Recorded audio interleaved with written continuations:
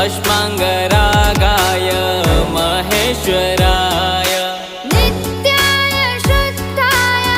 दिगम्बराय तस्मै नकाराय नमः शिवाय